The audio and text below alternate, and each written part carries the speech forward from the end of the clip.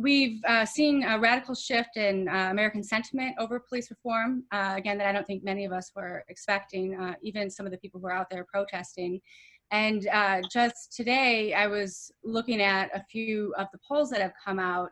Americans are now near unanimous in saying that they feel change is needed, change to policing is needed, with well over half saying that major change is needed. Only 1% of Democrats and 14% of Republicans think that things are fine the way that they are. So that's pretty incredible. And I was also looking at a morning consult poll, which was a poll of over 250 police officers who are also registered voters. And even a majority of police now say that they support the Black Lives Matter movement. Almost half of white police officers as well. And they were asked about 10 out of 10 reforms that are common, reforms that are being called for.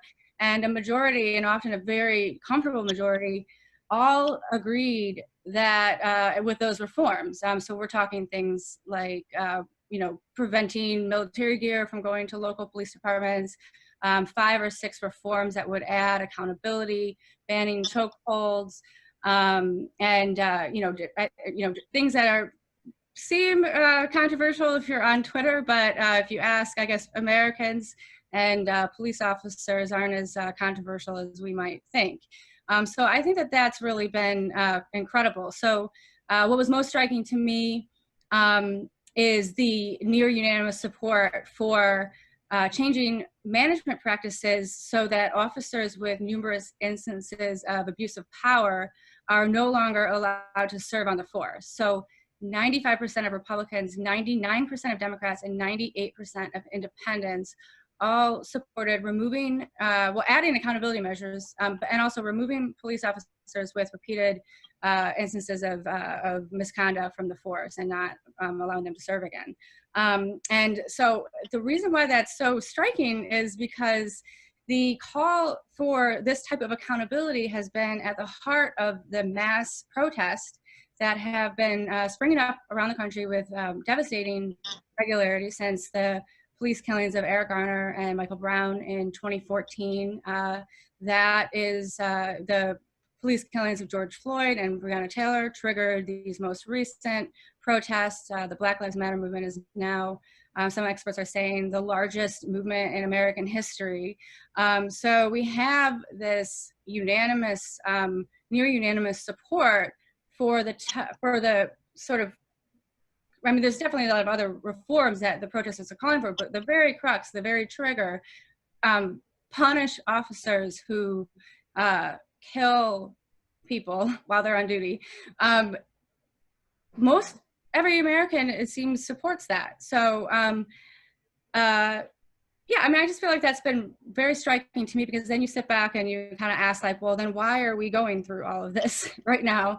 Why not just do what has been asked for so many years, particularly with such overwhelming support. But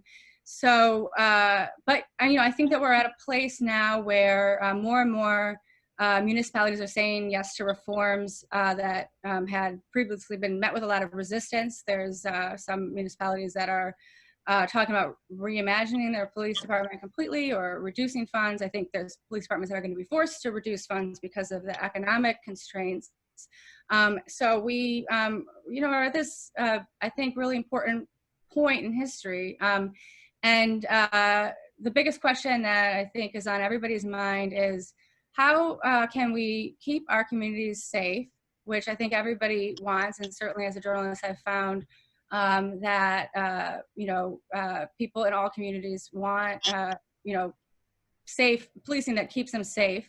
But at the same time, how can we do this while respecting people's constitutional rights and really having the whatever type of law enforcement we have be a force that brings prosperity to a community, and safety is a form of prosperity, and not pain and unnecessary downfall.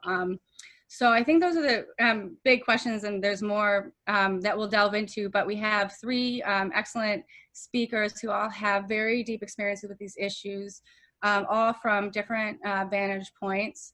Our first speaker, Jason Williams, is an activist scholar and an assistant professor of justice studies at Montclair State University. And over the last decade, he's published numerous works on racial disparities and mistreatment within the criminal justice system. Most recently, he co-edited and contributed to a collection of essays titled Black Males in the Criminal Justice System, which just came out this year and is available online. Jason also was raised by his grandmother in a public housing complex in New Jersey, and his personal experience, I think, is very important in this context, but his personal experience with policing, with the other social constraints that come with living in public housing is what motivated him to pursue his doctorate in criminology. Jason is actually currently working with our second speaker, Evelyn Garcia, on research that examines the experiences of Black and Latino mothers who have been through the truancy system, which is a system that enforces penalties, including criminal penalties, for children missing school. So that research isn't published yet, but you guys are gonna get a sneak peek. We're gonna talk about it a little bit, so very exciting. So Evelyn is a lecturer at Fairleigh Dickinson University, and she also has extensive experience, over 35 years of experience in policing. She started her career at the NYPD. She spent 20 years at the NYPD from 1984 to 2004, which was during this time of transition that impacted the way that the whole nation does policing. So we'll talk a little bit about that. She was first a patrol officer in Harlem and Spanish Harlem, and a commanding officer at the police academy. She's done ethics trainings for the U.S. Department of Justice's International Law Enforcement Training Center in Botswana. Her work as a researcher has focused on ethics and policing, and she most recently published and co-edited a collection of essays called Contemporary Ethical Issues in the Criminal Justice System.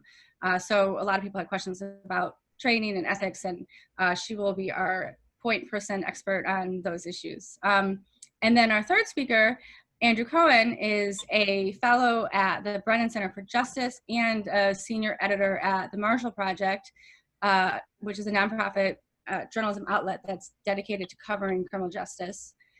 In Andrew's 3-decade career covering law and justice, he's made a name for himself as one of the nation's leading legal analysts, and his commentary has been honored with 2 Silver Gavel Awards.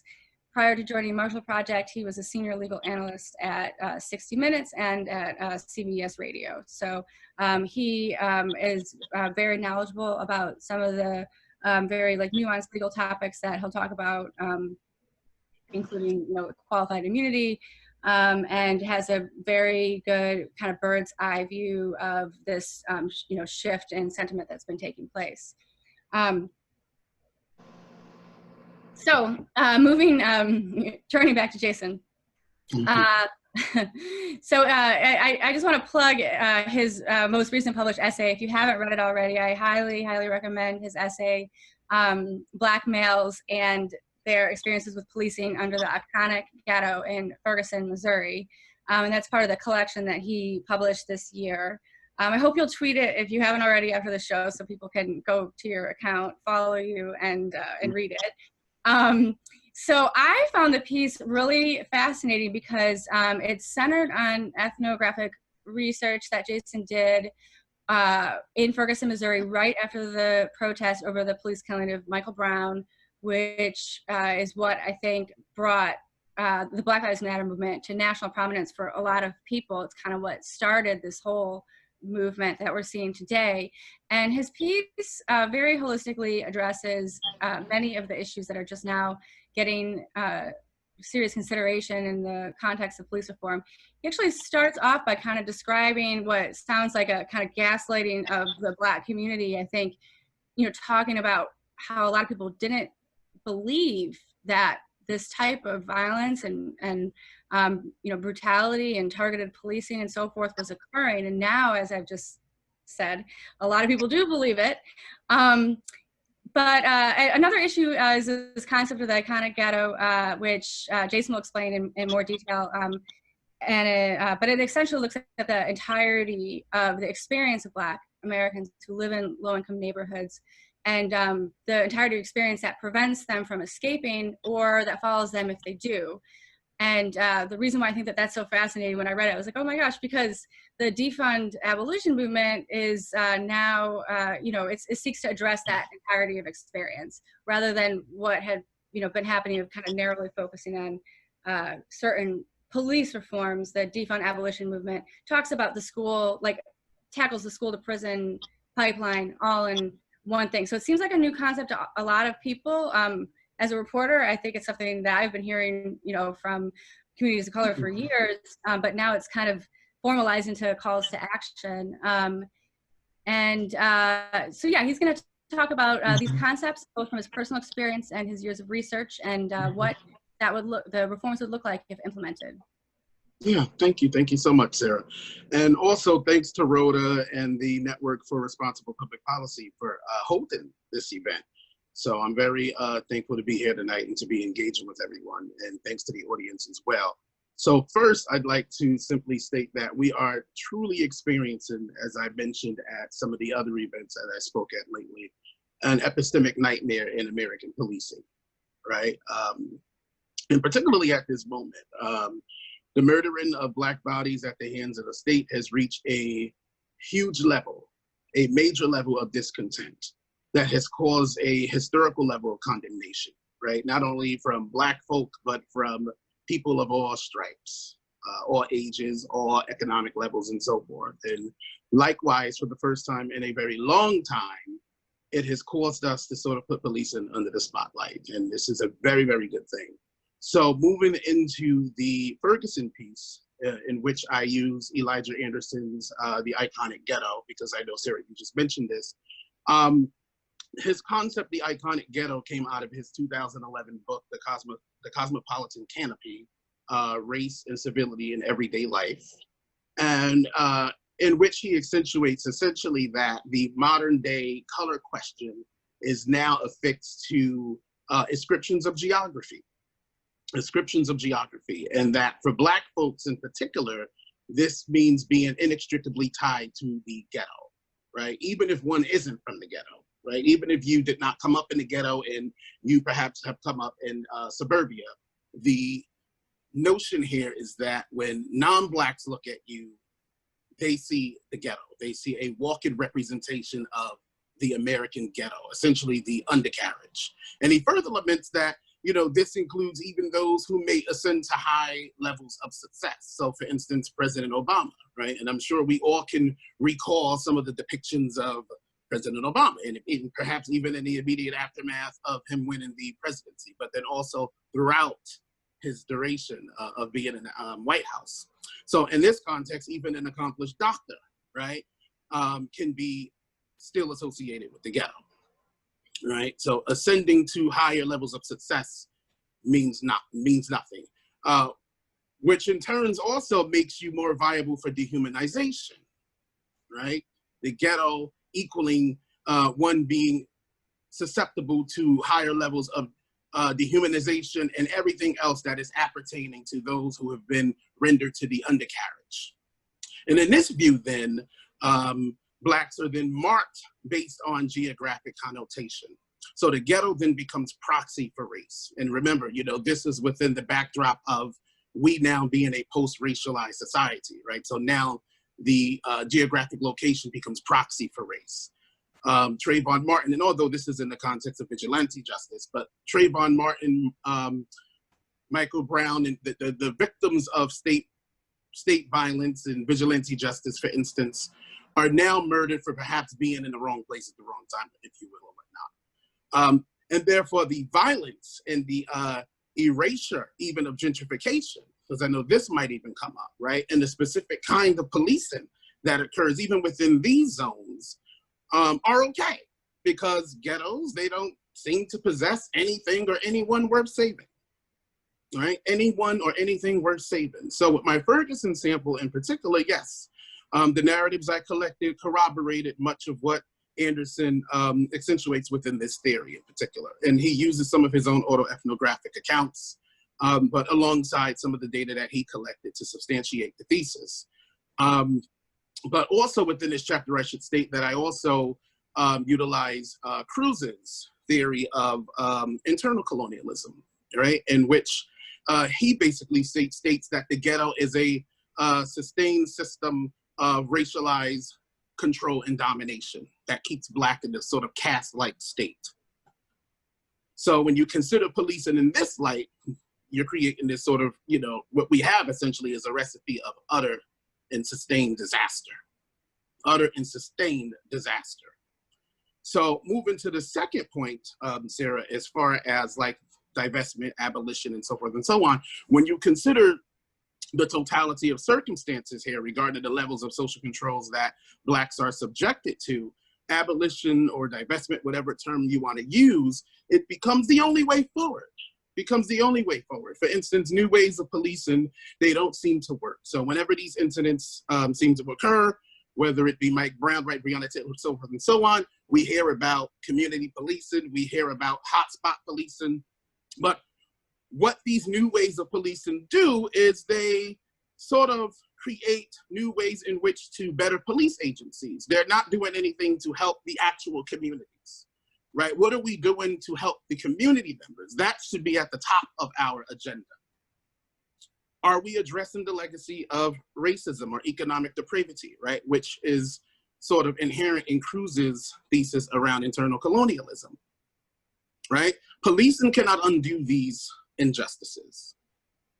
We cannot train police to address those types of issues. In fact, police are not trained to do those types of things. We train police officers actually to police our inner cities like warriors, right? And so what abolition forces us to do is to think about ways in which we can empower the community to sort of democratize our ways of looking at social control and sort of the system and the tension that occurs within some of these communities. Again, I would argue that these communities need mental health and social service resources, and sort of the creation of a path towards true inclusion and democracy. You know, community-based plans and outcomes for these types of communities that have shown to work. And I hate to use this term evidence-based, because what does that even mean, right? I believe that's socially and politically constructed in many ways. But we do know that credible messengers, the violence interrupters, different initiatives such as these, the Boys and Girls Club, right, other kinds of recreational programs such as those have shown to work. And what we would argue is that funds that go into police departments ought to be revamped and redirected into programs such as these, so that you give communities voice, right, and power to govern themselves, sort of get rid of the paternalistic framework, right, within which we as Blacks have always had to live. And from a personal note, as I was mentioning earlier, I can remember growing up in a housing project and having a neighborhood watch who patrolled, and we called them the bumblebees because their uniform consisted of like black and yellow coloring, if you will. So they look like bumblebees and whatnot. But these were adults, and they took their position very seriously. And they did so because they loved their community and they knew their community, which is something that isn't always the case with policing. And this was something that I also found in my own research in Ferguson and Baltimore, right? Many of the participants did not feel as if the police officers were truly part of their community, or at least based on their interactions with the police officers, they didn't feel that, right? But also if you look at the official records, right, many of the officers are not from there or what have you. But anywho, going back to this community patrol, when they would come across incidents, they handled them with care. And particularly when we're talking about incidents with kids, right? And so what you didn't have was this sort of jump-starting of these sort of school to prison pipeline type of deal here, right? With kids coming in contact with a authority figure and being immediately thrown into the system. You didn't have that. Now, if there were larger incidents, of course, they would have to call the cops in, and then that would matriculate through the official, processing and what have you. But this was a system that worked until, of course, they had to disband it due to lack of funding and commitment. you know, like everything else in the late 90s going into the early 2000s. But again, we know that these types of initiatives work, right? And they empower the communities. They give community members jobs, they give them skill sets, and they give them a sense of sustenance, right? And when we're talking about a community that has long been denied the right to have say in how it is governed, this might be the way forward towards true democratic inclusion. You know, because one thing I will say is, you know, I would say the problem as a nation is that we have not allowed the Black community to have say in how it is to be governed. And that's truly the ultimate conundrum of our time, you know, as we claim to be this pluralistic, you know, fully inclusive democratic society. So we have to think about how democracy intersects with policing, you know, and how we can go about making democracy more accessible for the Black community. Great, thank you so much. Before we get away from that, I just wanted to follow up really quick, Jason, with you know, the importance of the community taking leadership in addressing its own issues and what that essentially means to community, to see its own community members taking leadership rather than having kind of, you know, policing kind of imposed on them. Can you just add a point or two about that before we move on? Yes, yeah.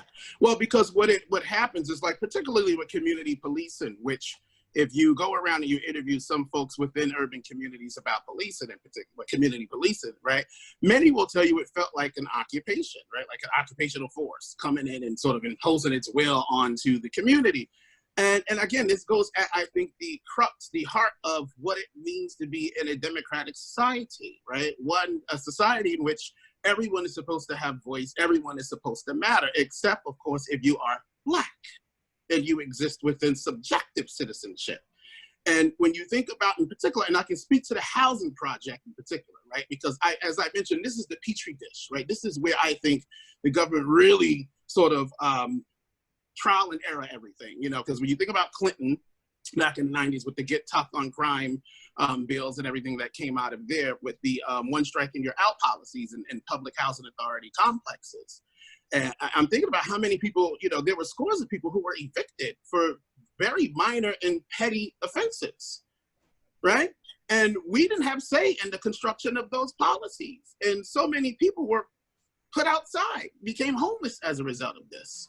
Or for instance, let's say you're a family, you know, and you had someone who was incarcerated, they're about to come home, they lived with you their whole life, they're coming home, they need a place to stay, and you have to tell this person, well, can't come here because according to the new rules, if you come here, we're all going to be kicked out. I think that that's very important, and again goes back to giving people agency to address the problems in their community and in their families, because in a white communities, completely honest, you know, there are people that get incarcerated, and the parents would have the choice about how they want to handle that issue with their child. The choice being, and it's a hard choice. You know, I have personal, you know, experience with it, but a tough choice. Do you do tough love? Do you try and support the child, help the child get back on their feet? It's a really tough choice, but in white communities, parents do have the choice. And I think that what you're talking about is how the choice of how to handle this very difficult situation is kind of made for people in housing projects, and a lot of parents wouldn't want to kick their kids out on the street. No, but they were forced as a result of policy, right? By policy and law to do so. And frankly, this is qualitatively the same as what was done on plantations, you know, where Black families were broken up, right? And told that you can't go here, you can't go there. And yet, you know, again, this adds to recidivism. It adds to the cyclical nature of mass incarceration of Black folk in particular, but also Latinx individuals. Yep. So it did nothing. You know, the policy was nonsensical, and the only thing it did was it annihilate the agency of already marginalized individuals that were living in these spaces. So again, housing project complexes are the petri dishes, I would say, right? Where they trial and error a lot of these policies. And in the 90s, again, through mechanisms such as community policing, right? All of these kinds of egregious policing practices were trialed and errored in these spaces. And we continue to see the progeny of this, the egregiousness, the product of this, in New York City in particular, and a lot of the housing projects over there, which I know you are aware of, Sarah. Yes, yes, I am.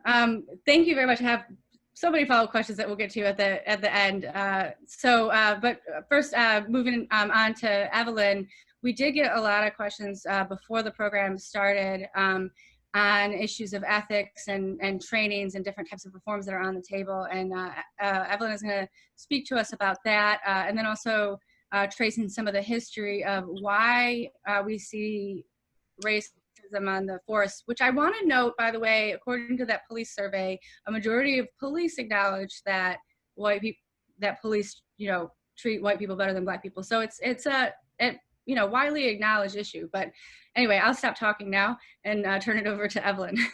And that's pretty interesting. Thank you, Sarah. And I also like to thank Rhoda from the Network for Responsible Public Policy for having me here this evening. And good evening to all in the audience. I'm delighted to be here this evening to share both my policing experience and research with you.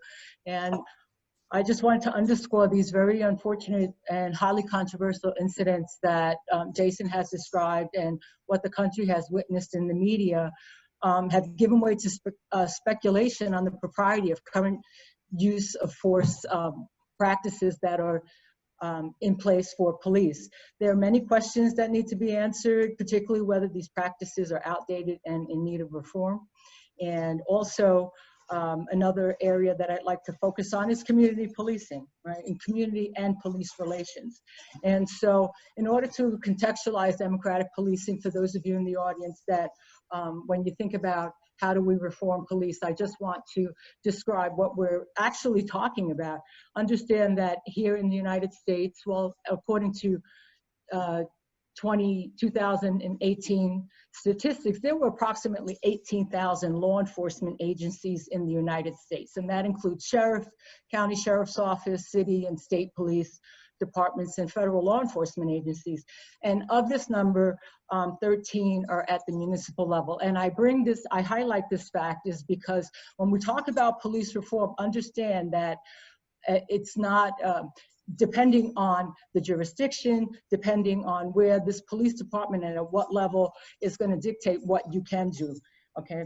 And I will say that although their jurisdictions and their areas of specialization vary, their fundamental duties are strikingly similar, and that is to protect and serve.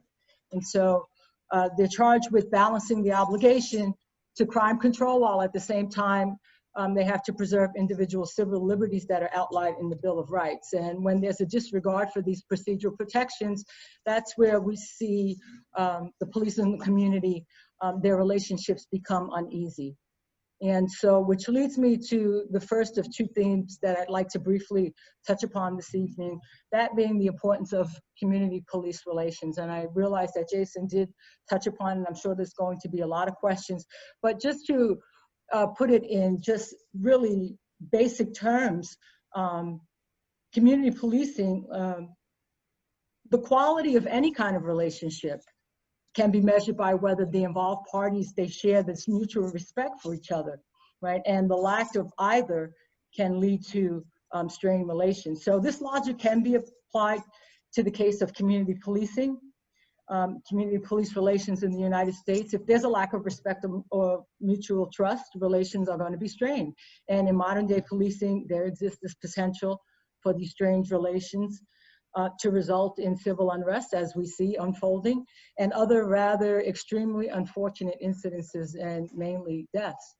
And so the second theme that I'd like to just talk about, to put it in context, is that when we have to think about, in the context of policing activities, we have the use of force, right?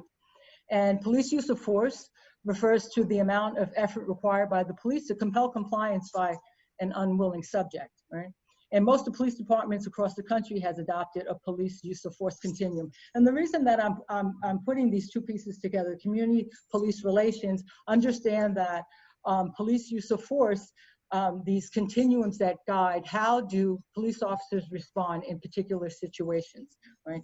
And they describe that the actions that they have to take, and it gives guidance on the amount of force that the police officers should use when they're involved in these encounters. And these encounters can range from something quite simple as to, or involve the use, something that requires the use of force.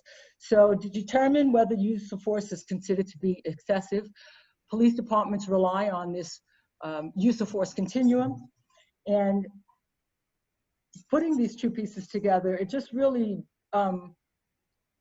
highlighting some of the workings of police departments. We're dealing with how do we deal with community and police?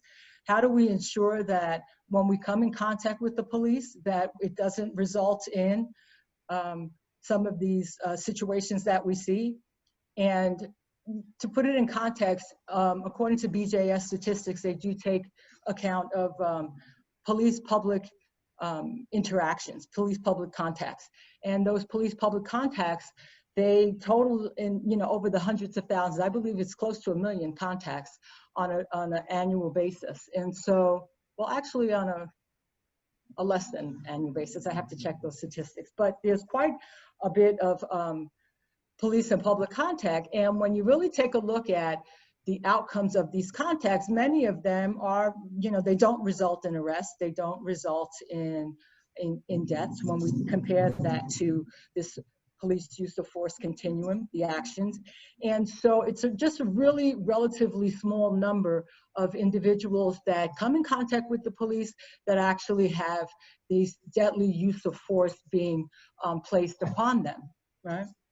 Or they're met with deadly force. And so when you take a look at the statistics, what you'll actually see, and a lot of times it surprises a lot of people, and I would throw this question out to my students, is if you just imagine, or what do you think, who gets shot by the police or who gets killed by the police more often when you take a look at the breakdown by race?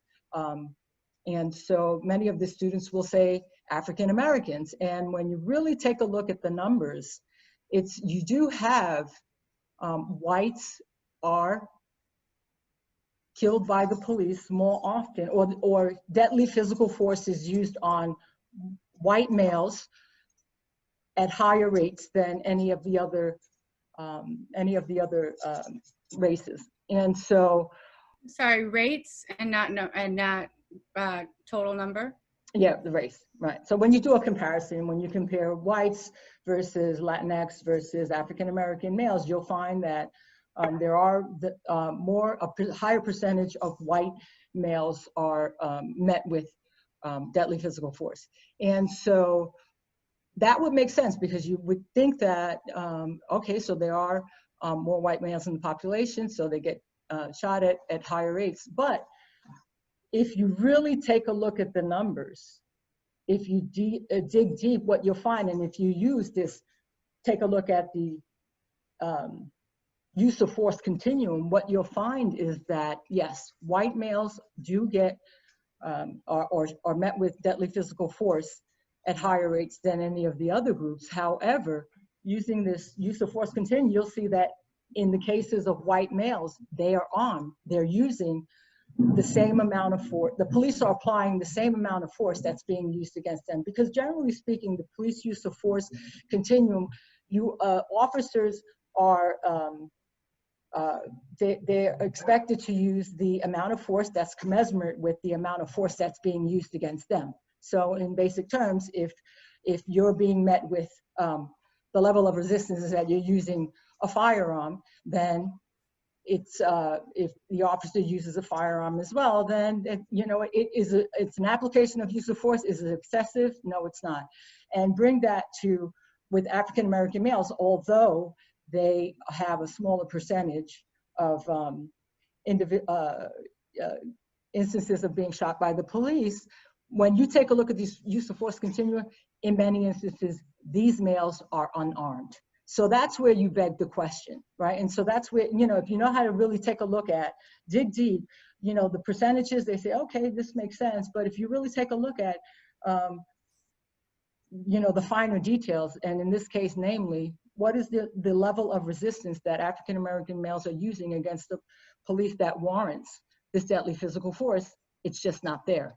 So that's where you have, that's where the questions begin. Why is it that, although they are a smaller percentage, but in those terms, looking at the police use of force continuum, that's an application of excessive force in the highest level, right? And so that's where some of these questions come in, and in the use of force. And so using use of force continuums and developing, there are some researchers that develop a use of force continuum, a force factor level, and they just basically outline how police managers can incorporate or use these force factor levels to determine whether or not the application of use of force is considered to be excessive. And it's just basically quantifying, because use of force continuums, they have about 6 levels, and it varies. And so you're looking at officer resistance versus, or not officer resistance, you're looking at the resistance that is being directed at the police, and then looking at the type of force that's being used. And it's a numbers game, they quantify it, and if you do they create a formula, if the level of force being applied is greater than the level of resistance that's being presented, then that's considered to be excessive use of force. And not all departments use that, but it would be a good way to try to really take a look at these applications of use of forces. And there are other levels that are involved. And I think that in looking at these use and documenting these use of forces, there are other levels that I believe, you know, and I understand why looking at excessive use of force, and especially deadly physical force, is so important. But I'm of the mindset that if you look at these other levels, then those are indications that, you know what, you may have a problem. And when I say take a look at the lower levels, in some instances, you know, some of the other levels of force are, you know, applying, you know, verbal, right? And so, or using less than lethal weapons. And so I think that particularly in the case of verbal, a use of force, which people don't really think about, but I came across some research that, you know, really took a look at the experience of African-American males and their perceptions of the police. And a lot of them reported that, you know, they felt as though the way that the police spoke to them was disrespectful, right? So, you know, taking into account that's a level of disrespect, or using force, verbal force, that is inappropriate. And just thinking about, if you're documenting these sorts of things, and I know that there's always problems with documenting, you know, you have to rely on the fact that there, you know, the officers will actually report them or prepare these reports. If you have several that you see that, you know what, you have a particular individual that is subjecting some of the community members to these microaggressions, or calling them names, it's a level of disrespect. It hasn't gotten to the level of where it's really disconcerting. But I think that it really does, it's building upon, or if you're on the pathway to these strained relations. And so the use of force, you know, the documentation can be very useful. And so I combine this use of force and combining how it has an impact on community police relations, that is so important. And so, you know, in terms of developing, you know, when we see these use of forces, then, you know, we see the visual, and as a result of like the visuals, we see the unrest. And so when we think about developing police reforms, we have to understand the root causes, because we're here today to talk about police reforms and what does police reform look like.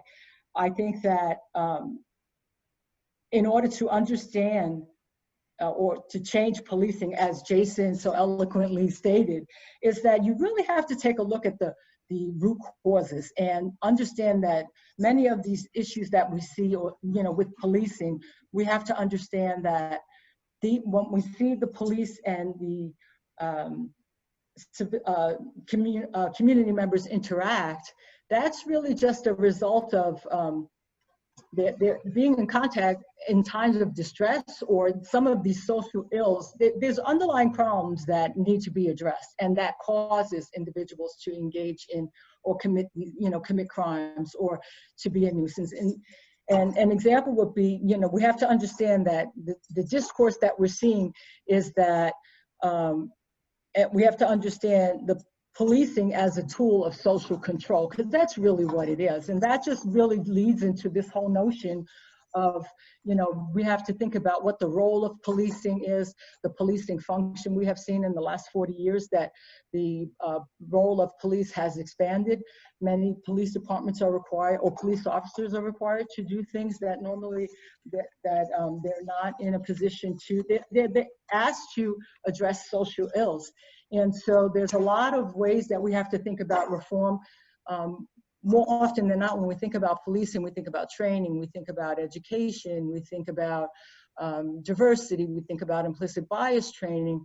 And all of those things are, if you really take a look at and really try to develop these models that have a likelihood that they'll actually work, that's fine. But what we also need is to take a look at some of the other social ills that exist, because those are some of the root causes that, by and large, we're really not aware of. And I say things like, gentrification, as Jason mentioned, gentrification, the police officer, their expanded role, they're not really, I don't know if they're really aware of, but they're used as social control. They're there to keep the peace in these areas that are being gentrified. And so you're putting them in a position where some of these outcomes might not fare well. I'll say farewell, because, yeah. And so, one of the things in closing remarks, there's a lot, and I'm sure there could be a lot of questions that we can address. And I think that a lot of the conversations interlock. But one of the things that I want to say also is that a lot of times we think about, how to improve these community police relations. And a lot of times we think about, the community. We also have to keep in mind part of this community and police relationship is looking at the police themselves, because they are human. And as you mentioned, with these public opinion surveys, now when they're questioning police inside of the police department, they agree with all of these, with these policies. They believe in the Black Lives Matter because they're in the forefront, they're on the front lines, and sometimes many of them are in a position where they might think, if I wasn't here in uniform, I would be on the other side with the people that are protesting. And so, and understand that police, a lot of, in terms of their training, they're asked to go and protect and serve in crime control, and many of them have the intention to do just that, control crime in the best way that they know how. So you can't fault them. And also understanding that police as well, they're humans, they have concerns, they have feelings, they have challenges as well that they're dealing with, and they have challenges as well even inside of the police departments, because trust me, there is structural racism within the police department as well. And at the end of the day, what I'm trying to say is that, and when we want to try to figure out a way to reform policing or build, better communities, we have to also, we have to think about the well-being of all involved. And so, because these are stressful times, and we have to think about the community's well-being, and also the police that are there to protect and serve us as well, because there are people that are fighting from the inside, right? And it's not limited to one particular race. We're all human, and I think that in this discussion of how do we reform, you know, we think about the well-being of all parties involved. You have a lot of, in the past year, there was very high suicide rate amongst police officers, and in that given all of that they're dealing with, I think we have to think about, you know, give some thought to that as well. Mental health, well-being for all parties involved, and that's a starting point to build these stronger communities and give back and take control over, you know, our own communities. And just to Jason's point, because I just wanted to mention, I as well, I'm so passionate. My path to this seat where I'm at right now, it has been, you know, this is my journey. But I also as well, I grew up in Brooklyn, New York, in the housing project, Cypress Hills. And yes, I remember, you know, there was a time that the community police themselves, we had a version of we called it tenant patrol. And that just consisted of, you know, people in the building that, you know, they had a schedule, and, you know, from the hours of 7 to 11, maybe 7 to 10, but they'd have the folding chairs, and sometimes they're playing cards, but they're monitoring and they're making sure that everything is okay. And so they took care of, you know, they policed their own, so to speak, took care of their own. And also to the point of community centers, this was something that I thought about constantly. And I believe I read that de Blasio, the mayor of New York City, he basically just gave the okay to reinstitute community centers in 5 of the New York City housing projects. And so it makes me really happy, because when I was growing up, yeah, the community center, you know, that was the place. It was directly across from the library. Community center is the place where we gathered. I remember, you know, those mentors, Mr. C and Ms. Davis, and it was a home for us. It was a home for the kids in the community, and they loved us dearly. We loved them. Girl Scouts, Boy Scouts, and I had I visited the neighborhood probably about 2 years ago. I went to a party for one of my, you know, dearest friends, her mom. I remember Mrs. Noble. And, you know, it just, I wanted to cry. You know, I went into the same area where the community center was and the, you know, the library, and both those areas were closed down. And so, but what I saw were people that I had grew up with, and just to see the devastation in those communities, like people that I grew up with and their children, and just looking at, you know, just seeing the devastation or the impact that it had on them, and not being able to have those resources, those community centers. So it makes me really happy that at the very least, you know, that's a step towards reinvesting in the community, and giving the community ownership of, and working with the police, you know, giving them ownership of their very own communities. And a lot of times, just looking at some of the research, like community policing, I was in the New York City Police Department back a lot of years ago, but I remember I was there at the time when it was the then Police Commissioner Lee Brown. I believe it was under the Mayor Dinkins and Lee Brown. He came in, and we had a director of training, Dr. Elsie Scott, and they brought this whole community policing to the New York City Police Department for the very first time. And so I think that if you look at the concept, the you know, of community policing, if you roll it out, or you keep it to its true intent, part of the community policing concept, it's really bringing in the community, but not just having barbecues and, you know, little, you know, giveaways. It was really about giving the community, the intent was to give community ownership, and including, you know, governance. And so you see many communities, I think that community policing gets a bad rap because of the fact that you know, the way that they were implemented. There was a time when grants were given away for community policing, but there was no real follow-up to see how it was implemented, and certainly not an evaluation to see if you know, it was effective, if the intended results were achieved. And so I think that in that respect, you know, going back to community policing, go back to this whole, you know, the true ideology of policing, and it's really up to the leadership to be on board as well.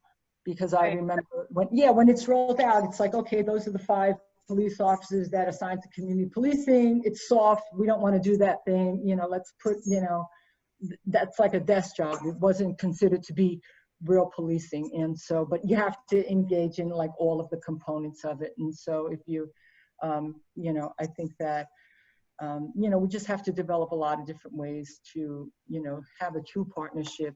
And that includes governance as well, and having a say in holding your police department accountable, right? Making policies and including community members as well.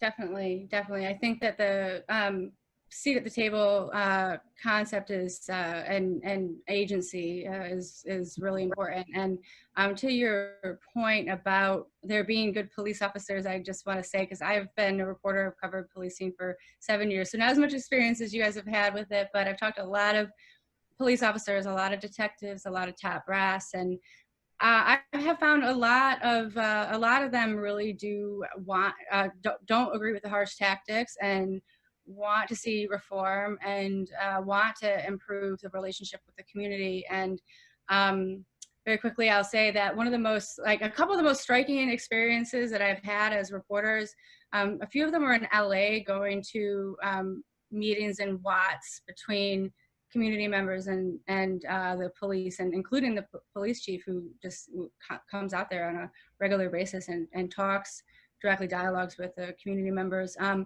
then also at this policing forum that was on police community reconciliation, and it had top brass really from all police departments all over the country, and activists from all over the country, and other people who were involved in the issue too. But it was kind of amazing to me. Everybody was super collaborative and productive, but the conversations were really hard, right? Like the police have their feelings about not being appreciated when they're, you know, they feel like they are putting themselves in danger, and they are in a lot of cases. And but the community, you know, the activists who were there, a lot of times had their own very personal, painful experiences with the police, and just you know, so it is hard work having those conversations. And it was just really striking me because it showed how much both sides want to, you know, not everybody, but people want some type of reconciliation, so that there is this safe policing. And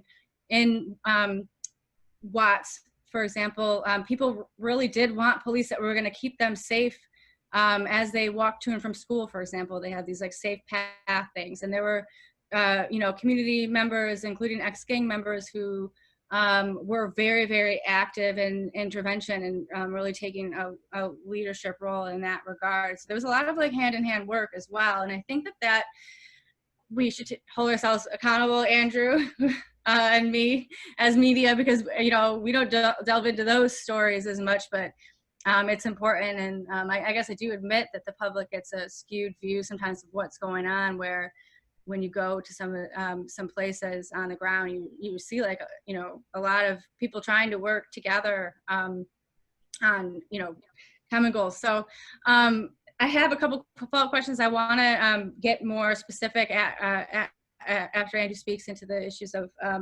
the continuum, use of force continuum, and then the police community, you know, or the community policing. I have some questions on that as well. So.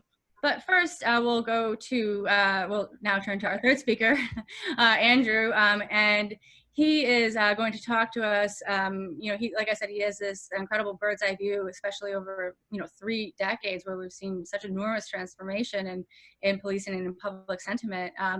And he's going to talk about the shift in media coverage and public sentiment on reform issues, and then also get into the particulars on some of these topics like qualified immunity that I think are coming up a lot more lately, and police unions too.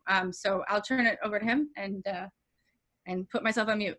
Thanks, Sarah. I appreciate it, and thanks to my colleagues on the panel, and thanks to Rhoda for hosting this event, and Stephen for producing it. Yeah, I mean, we're at this moment, right, where there is this broad bipartisan support for police reform, I think meaningful police reform, for a couple of pretty discrete reasons. And I think the biggest reason is technology. We complain about it, and obviously police surveillance and the police technology violates privacy rights all the time, and there are legitimate concerns about the way police use technology. But the way civilians use technology has largely helped begin to hold police accountable for misconduct. You take the case of George Floyd, without that cell phone video that showed the death of George Floyd in real time or shortly after real time, it is highly likely that none of what has followed would have followed, at least in the way it followed, because the police body camera video might not have been released. There would have been delays. There would have been litigation over it. The police would already had described the death of George Floyd in a way that was not consistent with what we now know to be the truth. You look at what happened to Laquan McDonald in Chicago, where police officials there hid video that was so devastating of his death. So the fact that police are held accountable now by civilians who happen to be witnesses to episodes and incidents of police conduct, police misconduct, police use of force, police use of excessive force is a huge factor here, because these videos go viral. They become national stories immediately, not just local stories. And they help create a narrative. And I think it goes back to before Trayvon Martin. It goes back to before Sandra Bland, who died in a Texas jail, not quite policing, but a related phenomenon. And so you have now this national memory, this institutional memory that white people have, that policymakers have, that people who probably didn't care about police reform 10 years ago, probably didn't know anything about police brutality 10 years ago, now suddenly are concerned about it. Because when they see something happening in June or May or July of 2020, they say, geez, I remember the episode from 2018 and 2017 and 2016. Eric Garner in New York, for example, the line that you can draw from all of these episodes of police brutality. And I think that has clearly taken root in the national psyche. I think it's clearly a factor in the support that there is now for police reform. The other thing that we have seen over the past couple of years is police officials, police officers proving the point that protesters are trying to make, right? One of the fascinating dynamics of this police protest movement this spring and now into the summer is you have episodes live on TV of police brutality in protests of police brutality. So people are watching in their homes and they're not going out on the streets. Everyone's home because nobody can go out because of the pandemic. And so, you're maybe skeptical about whether there's police brutality in a particular episode or incident or city. You're thinking, well, if there's police getting a little heavy-handed, it's probably because the suspect deserved it or whatever. And then you see what happened in Buffalo, where the police basically, take down this elderly man. Or you see what happened in Lafayette Square Park in Washington with peaceful protesters. You see what's happening this week in Portland, Oregon, where federal police are attacking moms. Moms, right? Who have come out and who clearly aren't, anti-fascists. They clearly aren't the ones throwing, pigs' heads or whatever at the police. It's sort of generating itself. The police are proving the point that they're trying not to prove. And I think that's having a huge impact too. Cell phones, the videos, the coverage of it, the narrative of it, the realization, I think also, that forever America has failed utterly, government, state, local, federal, has failed utterly to keep track of the extent to which people are killed by police and the instances where these deaths occur and where police use of force is happening. There are just bad data points to it. that's starting to change. The Washington Post, of course, has done work on it. The Guardian has done work on it. Other organizations have done work on it in the context of police violence, police deaths, police shootings, and also in prisons as well. And the idea behind that is to be able to give people a data point, to be able to say, you know, in 2020, there were X amount of police shootings of white people, of black people, whatever, versus 2010. Is it going up? Is it going down? How are these efforts at police reform unfolding, and why are they not working? The fact that for decades, for generations, forever, there has been a lack of that data is not a coincidence. It's not an oversight. It is, I think, a purposeful, intentional tactic on the part of law enforcement agencies to shield what they're doing, right? If the local sheriff doesn't report to the state the amount of police shootings or the amount of excessive force cases or allegations, then, you know, there's a lack of transparency. It generates a lack of accountability. So that, I think, is a factor there.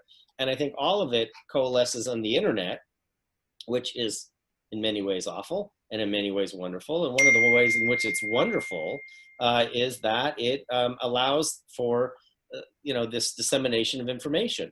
It's amazing to me how much interest and knowledge there is, growing knowledge about topics like qualified immunity, right? Which is this very complicated legal doctrine that police and other government officials have been using forever to shield themselves from civil liability when they commit egregious misconduct, deadly misconduct in some cases. Over and over and over again, when police engage in excessive force, when somebody is killed who shouldn't have been killed, police are able to hide behind this doctrine, which until a couple of years ago, I don't think anyone had any idea about if that person wasn't a lawyer or a law student or a professor or a prosecutor. Now people all over are talking about the need to reform qualified immunity. Part of that is this awareness, hey, isn't there a law that prevents these kinds of episodes of excessive force? And if there is a law, why isn't it being enforced? And if there isn't a law, why isn't there a law? Well, it's because the Supreme Court hasn't, has recognized broad protection. There were reasons for that 50 years ago. Maybe those reasons are less valid today. That discussion is happening, I think, in part because of the internet. I think it's happening in part also because there is this, I think, really impressive and sustained push for police reform among conservatives. So you're not just having a conversation among progressives about how to change the police. You're having this very earnest, I think, conversation from the right saying, you know what, this is excessive government intrusion on personal lives, on private lives, and we're going to get involved here. There have been some significant reforms in criminal justice, including police reforms in places like Texas and in Georgia and in other states that you wouldn't really link to those kinds of efforts.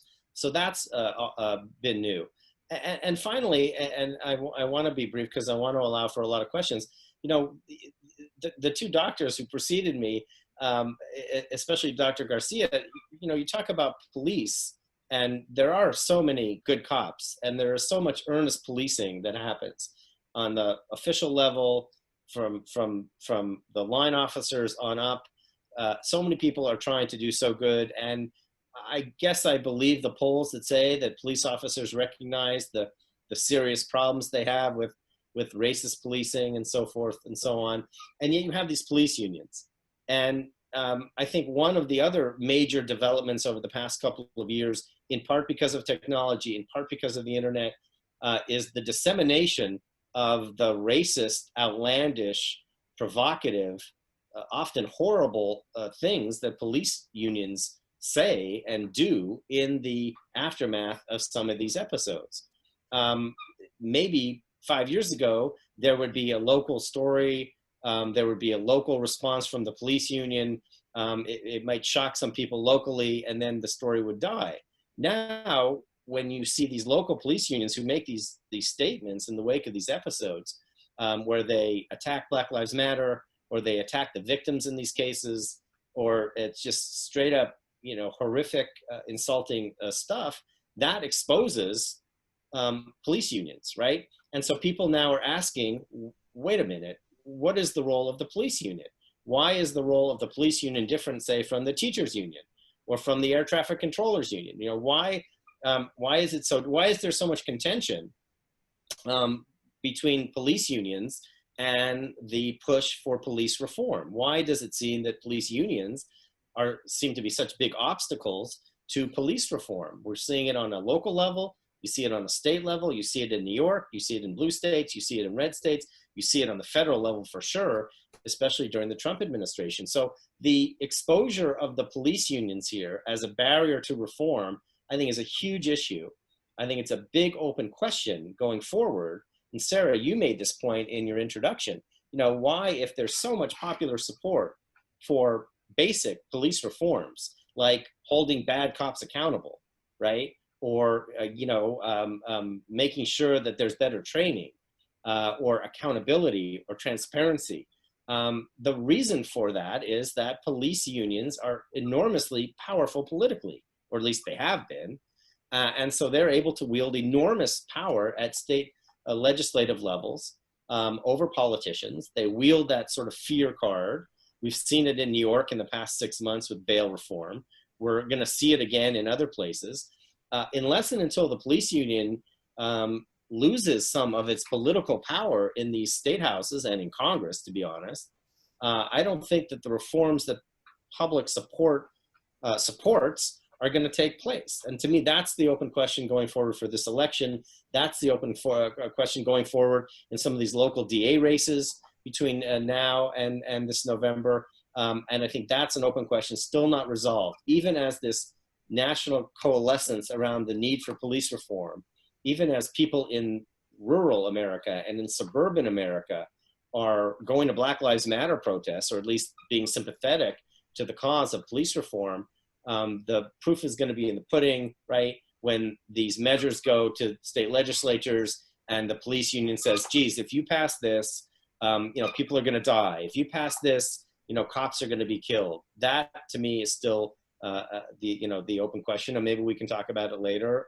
Certainly we'll know a little bit more than we do now, in the middle of November after the election. So that's my prepared remarks, and we can I guess, go to questions, because I imagine there'll be a lot of them.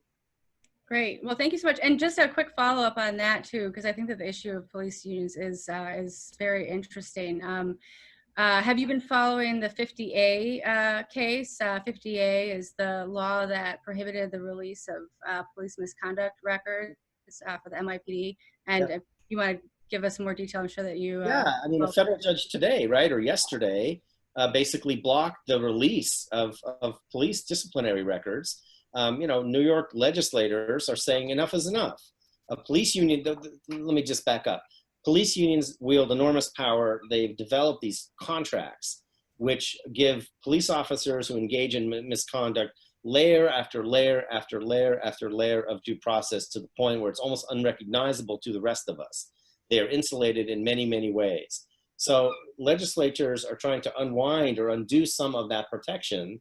And in New York, they did. They said, okay, no longer are bad cops going to be able to shield from public view the details of their misconduct. Their disciplinary records at some point have to be released in some fashion, so that people can evaluate, which cops are good, which cops are bad, which officials are covering up for bad cops and not.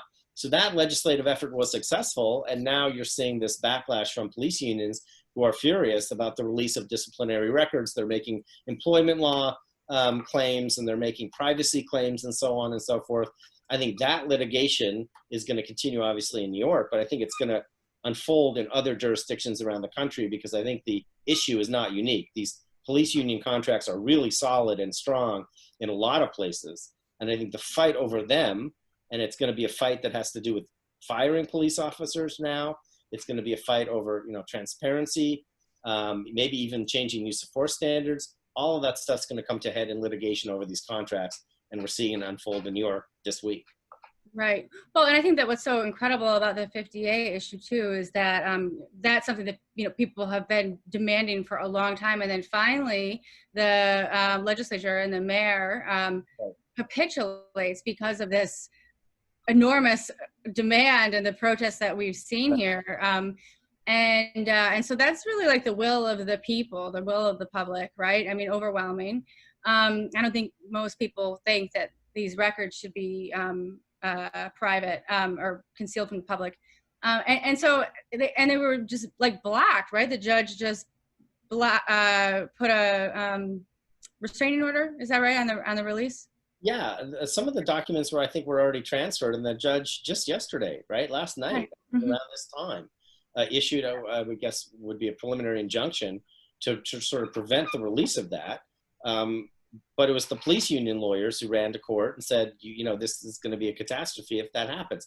That's the kind of stuff that public sentiment opposes. Those kinds of positions by police unions are basic things. Hey, you know, just like you'd want to know if your teachers engage in misconduct or your doctors engage in misconduct, you want to know if the cop who's testifying against your cousin or your brother or yourself has a history of lying under oath. That's a pretty material thing. And yet that has been kept, you know, quiet. The other thing I'll just add on that point, and this is a whole other level, is you're also seeing, and I think a part of this movement is a little bit of distance now between prosecutors and police, right? Which two agencies, two organizations, if you will, two sides of the criminal justice system that forever have worked together hand in hand to protect one another from misconduct and from responsibility and accountability.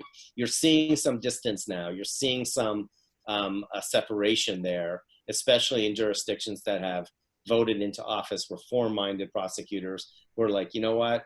We can't serve our constituents and do justice if we are basically protecting bad cops. We're going to try to do more. And boy, when that happens, it's happened in Philadelphia, it's happened in New York, it's happened in other places, the response from the police, the brothers in arms, has been really, really harsh. That conflict also, I think, is an open question about who wins in the end. Right, right. Well, and actually, Evelyn, you have, since you were in the NYPD and an officer, and you did, you know, as a commander of the police academy, can you speak at all to this role that the police unions have and the power that they have in determining what reforms get implemented?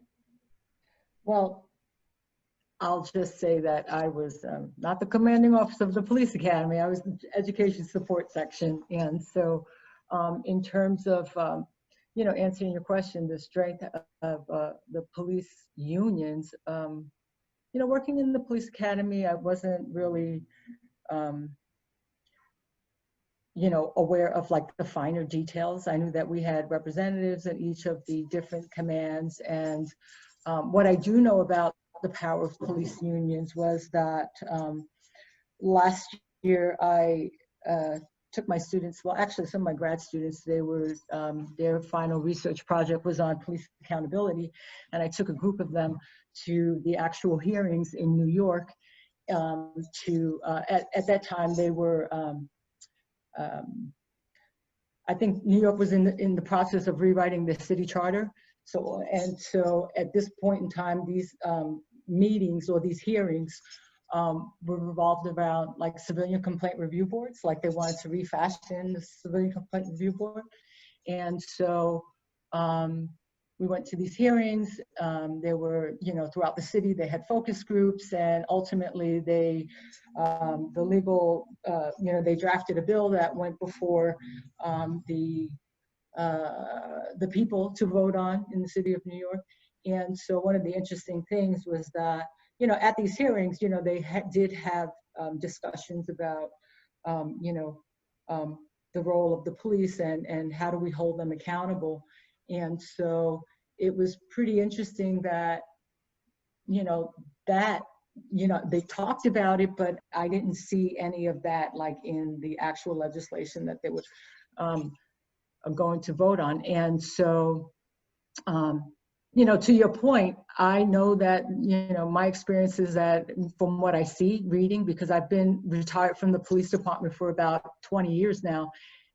And so, but I do still stay on top of, you know, the news. And, you know, whenever there's some challenges, you see Patty Lynch, they're out there and they're, going toe to toe, and they represent the union. One of the things that I was thinking about as Andrew, as he was talking, when he talked about, you know, the policing and the unions, and, you know, them being, you know, you have a liberal police department and yet you have conservative, you know, ideologies that are coming out of the police union. What I think that you know, well, I'm just going to give in the case of New York City, is that the police unions, and I'm not really sure, you know, how they get into office. I would believe that they're elected.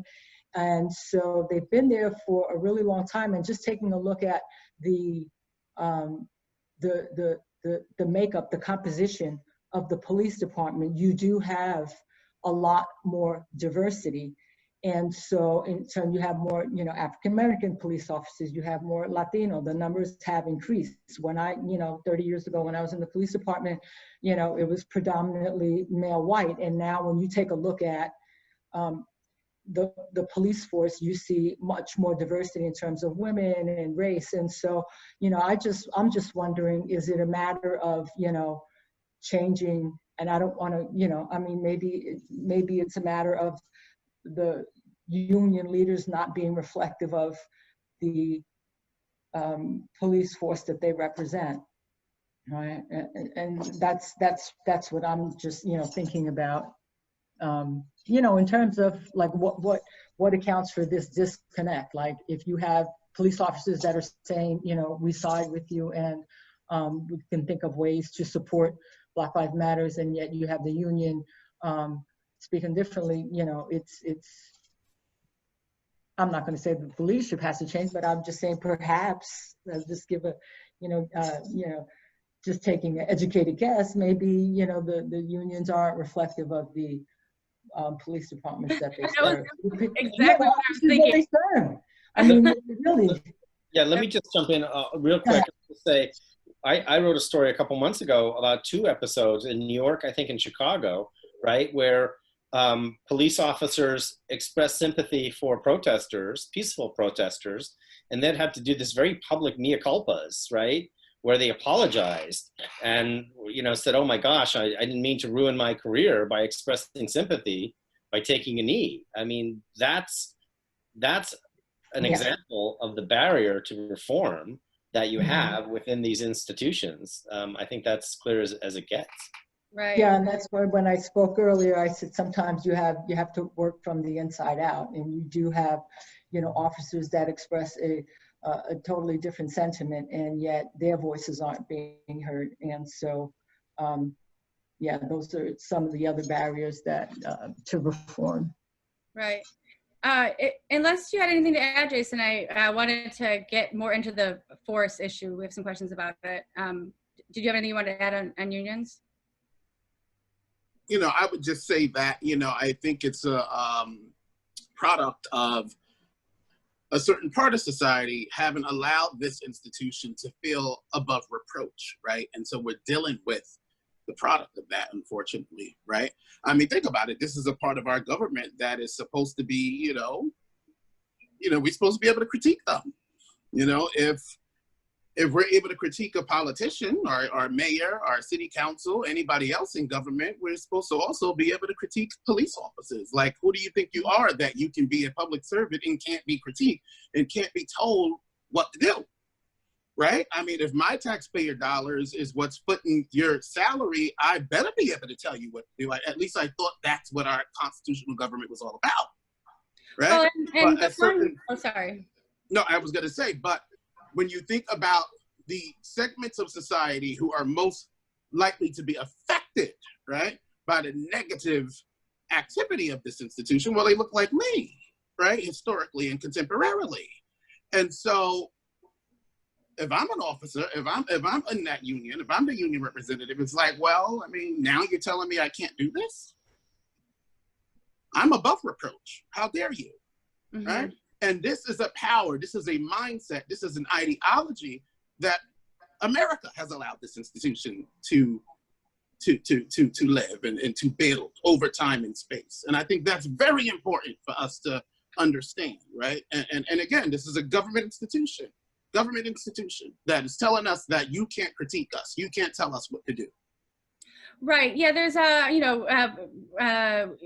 in terms of getting upset over the protest, for example, I was just thinking about this the other day. It is the one government institution on the local level where the, officers have the ability to take away your freedom. They can make arrests, and they also have they carry guns. So, politicians expect protests sometimes. I mean, you should, and that's just part of America. And so this institution in particular, any institution really that serves the public, like there does have to be some openness and particularly with the amount of power that they hold.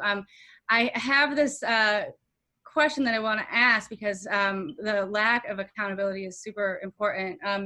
And I have always remembered hearing the research that says that the certainty of punishment is the strongest deterrent to crime, rather than the severity of the punishment. But the certainty of the punishment is greater deterrent to crime than severity. And this is like official BLS, issued research. And it's always talked about in the context of crime, of policing crimes. But I'm like, why is this never talked about in the context of police? Because basically there's a certainty that there, in a lot of departments, that there won't be any punishment. So I'm just curious if anybody has looked at any research that has shown if once they're at departments that reforms have been implemented that kind of create the certainty or near certainty of some type of repercussion for use of force, if that changes anything. And on the flip side, a lot of people say, well, it's going to make police officers hesitate in dangerous situations. But any specific research on penalties and how and actual frequency of penalty and how that affects brutality.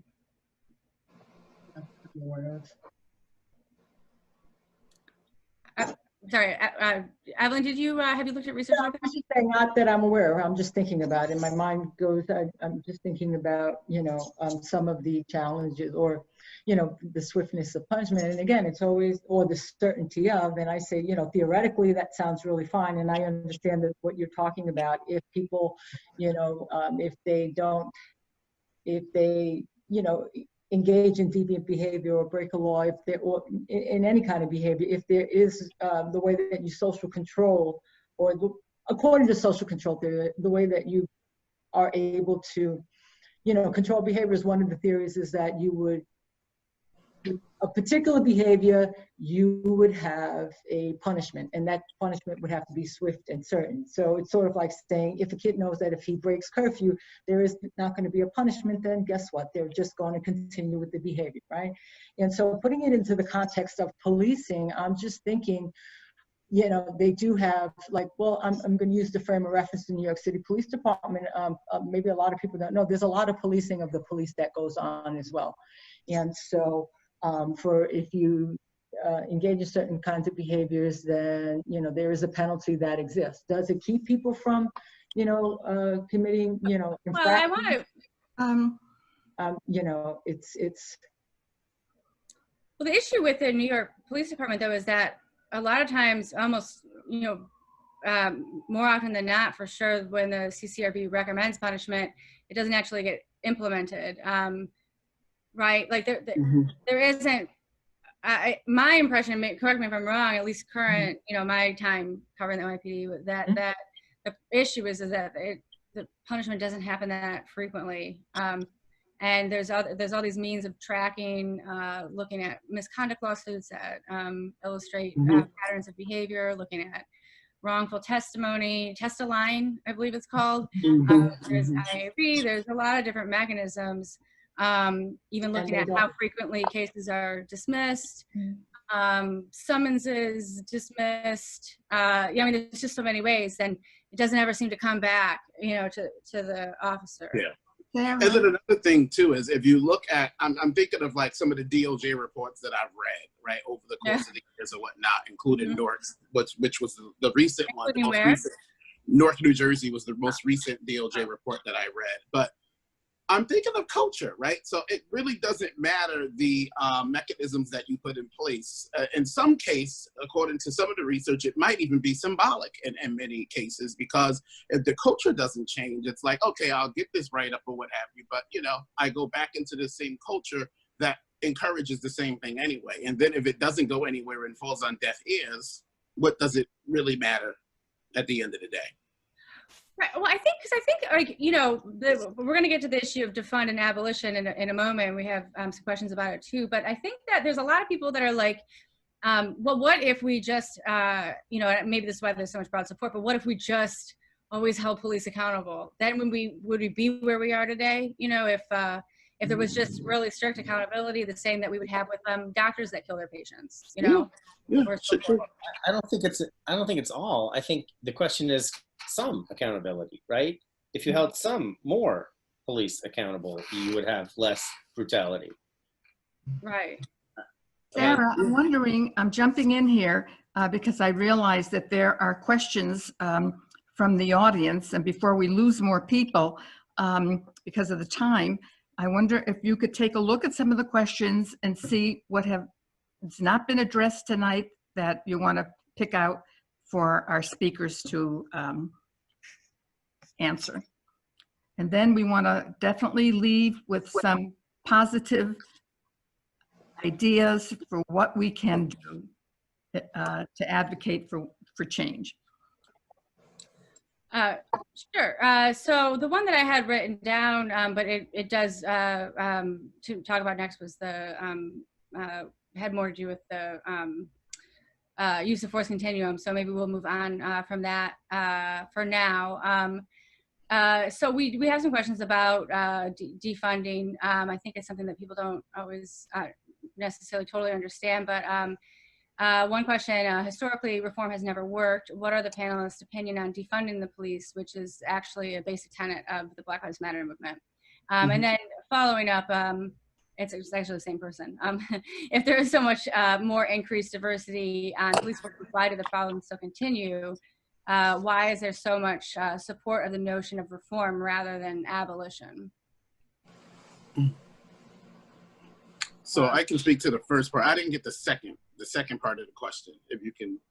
Oh, well, why the forces have increased in diversity, a lot of forces, but why do the problems still continue despite increased diversity? Oh, yeah. Mm-hmm. Why is there so much support for reform rather than abolition? Yeah, because the diversity doesn't really work if the culture is still the same anyway, right? So, I mean, you know, as I often say, there were Black overseers on plantations as well, right? And slavery was our first form of policing in America. I think we have to first understand what policing is and how expansive of a concept and a practice it actually is. But anywho, going back to the abolition standpoint here, I think it goes back to being truly democratic and inclusive, you know, and like I mentioned, allowing certain communities to have voice in how they are to be governed. Right, so the civilian review boards, for instance, right? If you have communities exclaiming that they're being brutalized and harmed by police, and again, theoretically, what we know, right, looking at police textbooks, our Constitution, even and such, we know that like police officers are not supposed to behave this way. They're supposed to be protected and serving. But if you have American citizens, right, because these urban communities are American citizens. So if you have American citizens saying that they're being mistreated and they want this to stop, I think we need to foreground their voices, right? We need to listen to their voices and allow their voices to become part of that democratic experiment, right? And maybe change how these areas are being policed. And perhaps policing is going to look different in some of these areas. We may have to disband how, you know, policing as we know it in certain areas and give it back into the hands of the community. There are restorative justice models that exist and that have shown to work. The problem here is that they don't get the money. They don't get the funding that they deserve. And then we try, and then in other instances, we sort of problematize them and try to devalue them by using terms such as evidence-based, right? Oh, well, it's not evidence-based, so we can't, you know, which is a fancy and sort of cute way of, like I mentioned, devaluing them and saying that it's not gonna work and it's some type of utopian idea, you know? But I come from the perspective that if this is what the community wants to do, then we should allow this community to do it.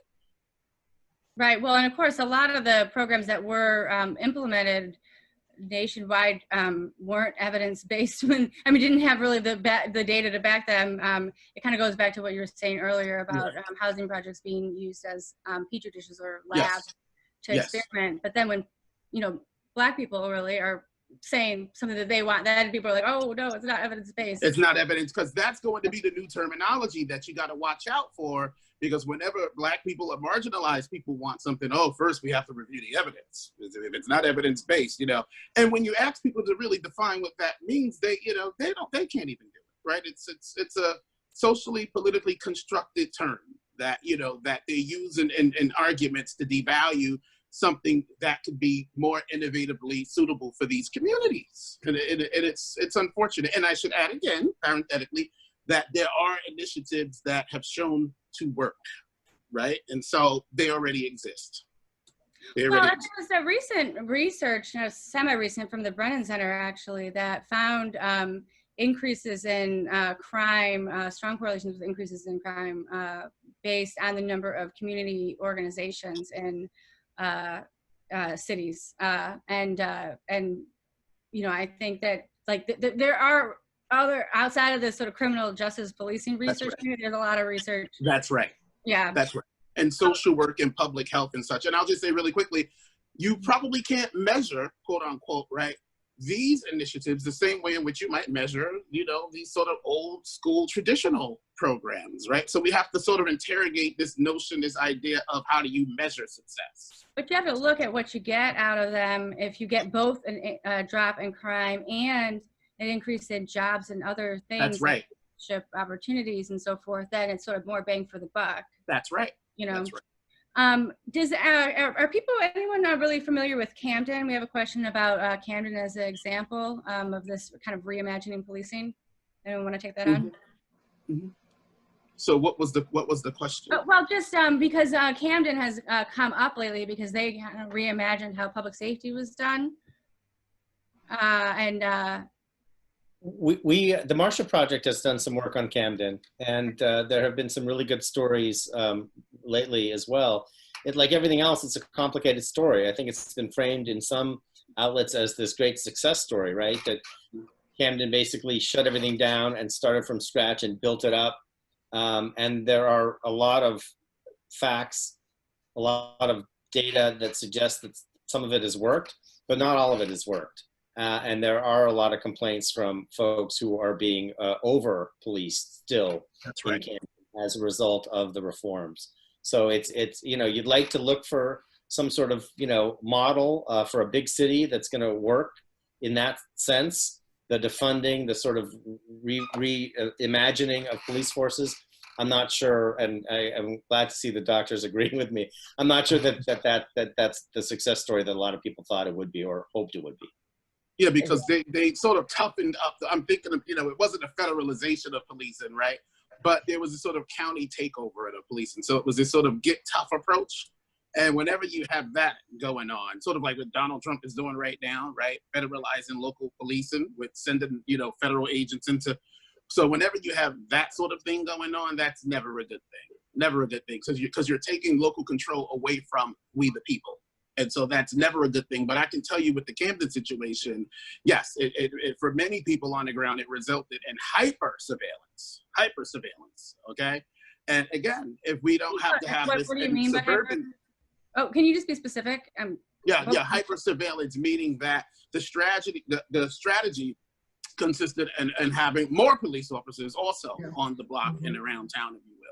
So if we don't have to have this in other communities where we also know crime is taking place, and I don't care if it's just, drug crime or violent crime or whatever have you, then we need not have it in Camden either, right? I think little kids and adults and such in Camden, they have a right to walk around freely without occupation, just as someone in a neighboring white suburb.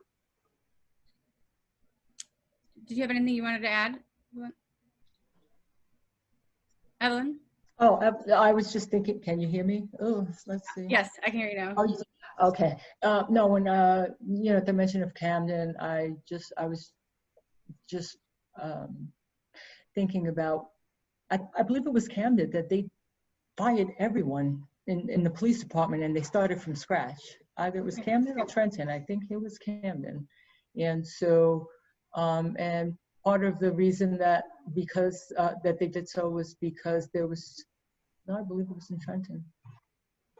Is there a good model out there that exists? Well, like I mentioned in my opening remarks, Sarah, the models continue to focus on quote unquote better policing. So we're not looking at root causes, right? So none of these models focus on bettering the community, right? So as you mentioned, economic upward mobility, right? Again, for these colonized communities that have frankly never been given a chance. I think that needs to be the model. And so when we're talking about abolition or divestment and such, that is what we're talking about. So putting that money into the community to create more healthy communities so that you won't need the police, right? You won't have to worry about crime. So, and in this context too, we understand how crime is manufactured and created, right? Essentially by these mechanisms of poverty and depravity and so forth and so on. So if we do that, we can create healthy communities. Like you said, get a bigger bang for your buck. So to speak. Yeah, exactly. Well, and also I think that a lot of the sort of paradigm that we're looking at is like on the opposite end of the coin, the way that white communities are policed and are managed as a whole. Did you have something you want to add, Andrew? Yeah, there's two communities that I think people could look to. They're both in the Pacific Northwest. Eugene, Oregon, this really creative program. I think it's called COHEN, which is sort of a novel thing that's working. It seems to be working. Now, Eugene is not New York or Camden or whatever, but and also Olympia, Washington. We're about to publish a story at the Marshall Project about Olympia, Washington, and the way in which local officials there have figured out that they're going to, separate out 911 calls that have to do, for example, with mental illness or drug addiction or homelessness, and they're not going to send cops with guns. They're going to send, other people, and they're not going to be in a uniform, right? They're going to be designed to, from the very get-go, de-escalate and reroute. And people seem to be relatively happy. The police are happy, obviously, because they can focus on crimes that are more likely to be violent. They are not going to be put as often into situations where there's going to be escalation, as we see so tragically with mentally ill suspects and folks. And everyone seems to be, it's early yet, but I think those are a couple of models. And I think that's what's going to happen in the short term in many jurisdictions. That's the kind of change that's going to come to policing. It's not going to be defunded. There's not going to be, jurisdictions that have no cops anymore. There's just going to be a reimagining in that sense. And it's going to be, a change sort of, implemented in smaller increments. Yeah. And it helps policing, like Evelyn mentioned earlier, because when you think about policing as it's currently constituted, look, think about the suicide rates, right? Think about, how they often have to bring this home and how it leads to alcoholism and dependence on drugs and different things of that sort. This might help policing in the long run. Yeah, I mean, a lot of police that I've spoken to have said that they don't like to answer those calls too, because they feel like what they have to do is inappropriate, and it's risky for them as well. So I hear you on that. I think that a lot of police I've talked to too don't really like the quotas and the broken windows. So there's definitely some support from within for that too. So kind of switching topics, and I just want to say, like, by 9:20, I think we should talk some more about kind of solutions that people can get behind and even participate in for people that do want to help with the change. I thought that this question was interesting. Do you have any explanation as to why the George Floyd video truly disturbs so many Americans, when there have been more than enough videos of both racism against Black people by either the police or white people, and police brutality? I think that that's really interesting. I have a theory, but why don't you start? Well, I think it's definitely compounded by, the COVID-19 situation as well. Everyone sort of happened to sit and bear witness to it, right?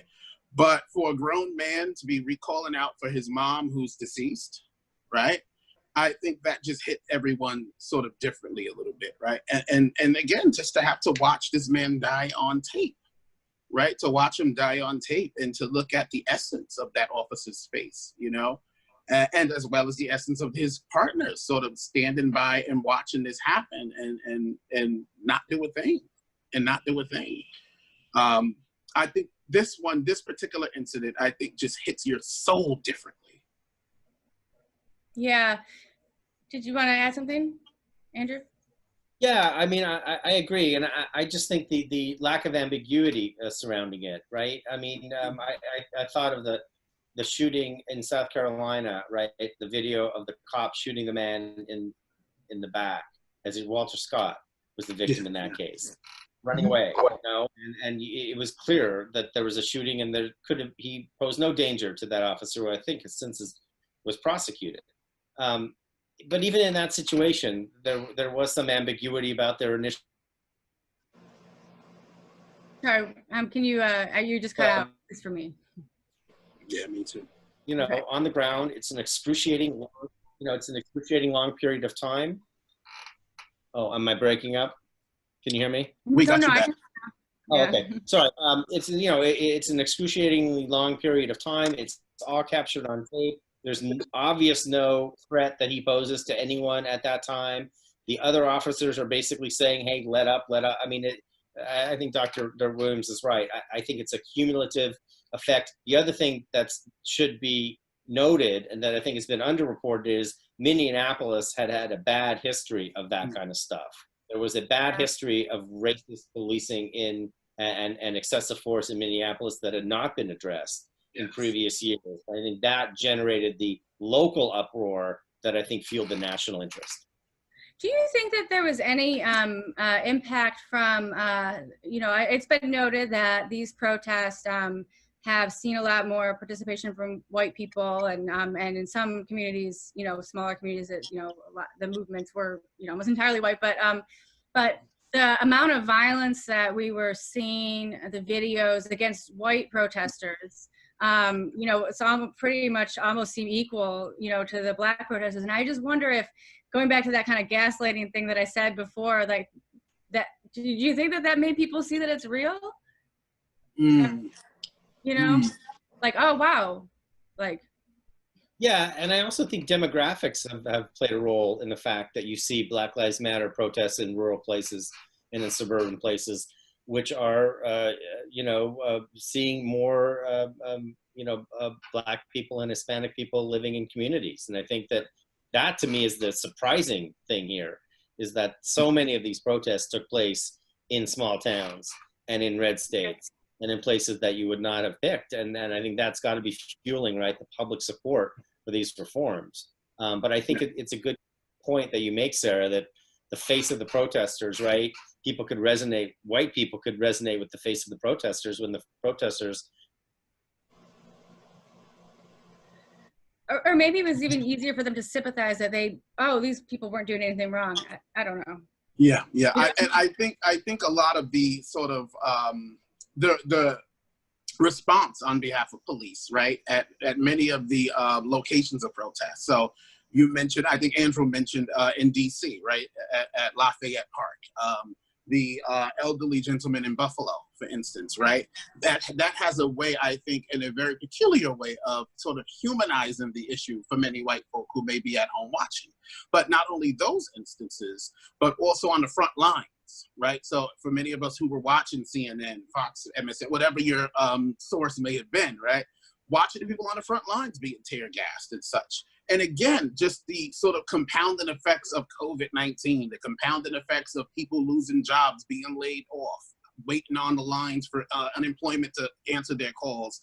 All of this, I think, has a compounding effect on the state's utter failure to really care and protect us. And of course, in the backdrop of 45, all of this, I think, has a compounding effect. And it completely humanizes, I think, this whole entire issue of policing. Yes, I think that there's just a sense that the kind of Constitution is hinging on, these protesters are kind of like on the front lines of defending country in a way. That's right. Yeah, and yeah, there you go. Yeah, all of it became wrapped up. All of it became wrapped into. Which is well, I don't want to get too much on a tangent, but because that could very easily happen. Rapid fire. I just want, because there have been like a couple kind of very specific questions. What is the program in Washington, Andrew, that you had mentioned? Someone I think just wanted it for reference. I don't know what the program's called, but we're publishing a piece like in the next 12 hours at Marshall. So okay. at Marshall Project. I wrote the headline for it, but I forgot. So I don't know what it is, but something crisis responders in Washington. But that's where you can find it. Okay, and then Evelyn, how do you get the statistics on police suicides that you had referenced a couple times? Oh no, with police suicides, I was just referencing actually the number of police suicides that had occurred in New York probably about 2 years ago. And so, but I mean, I'm sure that if you go to BJS, you probably could find some data there, right? If they're documenting them. But again, yeah, and I think I've been hearing about. I'm sorry, what? No, I'm saying a lot of times with this data collection, we don't have, this like a central repository, and what you have to do is just go and take a look at newspaper articles to piece this together to get an idea. But I'm sure that somebody has researched this. I mean, it's something that's timely, it's something that's really important. But a good place to start would be the Bureau of Justice Statistics. They do keep a lot of that type of data. I know the Badge of Life is a nonprofit organization that came about to kind of respond to it. I'm not sure if they probably hold data, but there is no official source that I know of that actually, believe it or not, collects such data. But the Badge of Life is a nonprofit organization I know that was founded to respond to police suicides. That might be a source for someone to look at. Right. There's also a specific question about the various rates of police killings. I don't necessarily want to get into all the specifics, but I think that the Washington Post series, or perhaps the Guardian series, would be the best source, correct me if I'm wrong, for the statistics on rates and whether they were armed or not. Do you know of any others that you would recommend people to reference if they want to have all the numbers right in front of them? Well, actually, I'm sorry. Go ahead. Go ahead. No, I was quoting that particular data and in one of the book chapters that I had written on police use of force. And at that time, this was probably about when I wrote it initially, using data from 2014.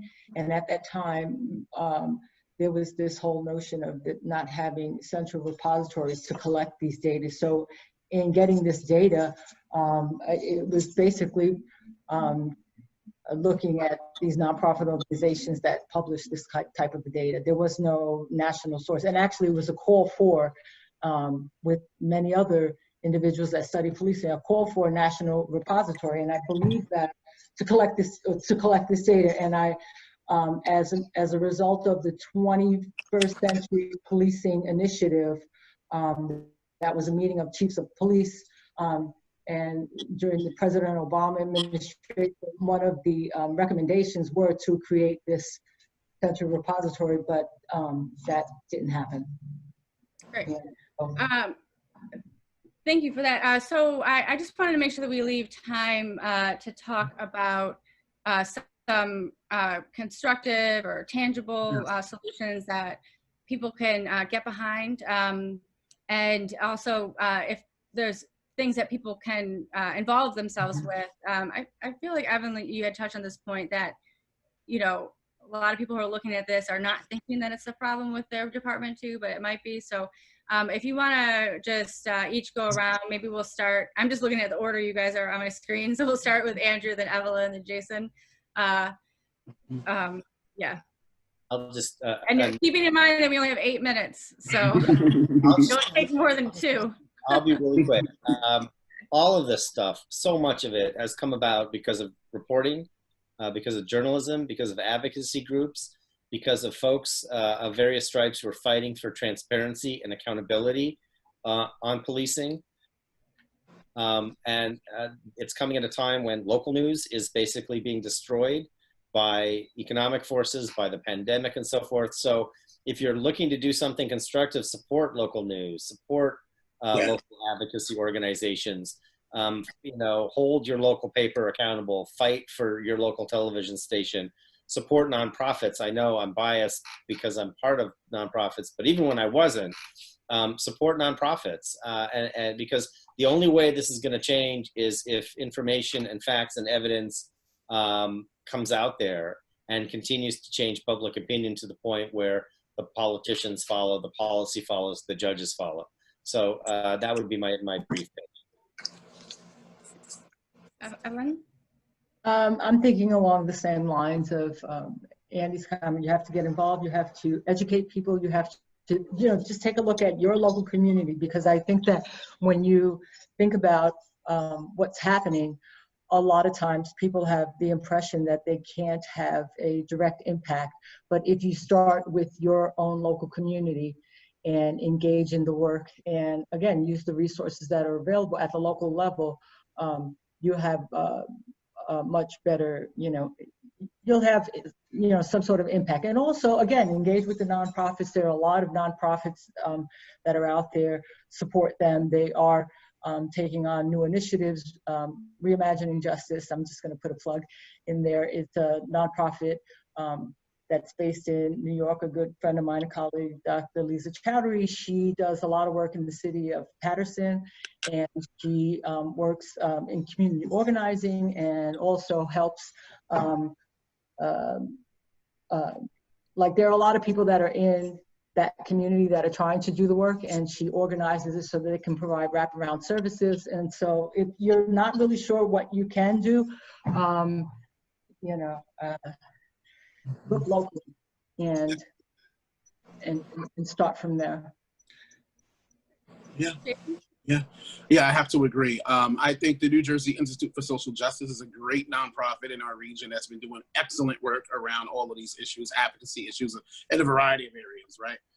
Economic justice, criminal justice, you name it, in a variety of areas. I think that's a one-stop shop center, so you can head to their website for data points or whatnot. I'm also thinking about a conversation I had with Sarah a few days ago too, about data, right? Interrogating what data is, this notion of data, going beyond just numbers and understanding life stories as data points. And in particular, when we're thinking about policing, right? So different community experiences with policing, we have to understand how stories must count and how that must become part of the conversation around how we might even evaluate programs, right? Whether or not these programs are working, or whether or not we should fund certain programs and initiatives, because I think this is going to become part two of the conversation around divestment, or this evidence-based claim that they like to throw into the conversation, if you will. So just thinking more broadly about how we think about evidence, how we think about facts, if you will. Right. There's so much that can't be captured in data. As a reporter that does both types of reporting, the data doesn't even start to capture some of the just shocking things that people have told me. And there's just no data set really out there that would capture it. And also keeping in mind that data is being entered by humans. So a lot of the police data that people are looking at is really just the data that the patrol officers are entering in to the database, or maybe the detectives or CompStat units. So I'm sorry, but 6 little fields about a incident is not really going to tell you that much. I just use it to look at trends, but it's not really like the crux of what works and what doesn't. I want to add 2 things. One, to of course support newspapers. I was at the Daily News for almost 5 years, and I was always just blown away by the amount of influence that paper has. I myself, my stories triggered almost 24 laws that helped dismantle broken windows policing, and but it wasn't just me. It was the platform, and the fact that it did daily coverage. It really makes a difference.